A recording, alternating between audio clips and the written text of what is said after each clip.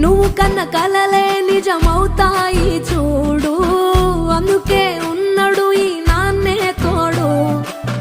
దశరథ మహారాజే నాన్నై పుట్టాడు, నువ్వు రాముడంత ఎదగరనేడు.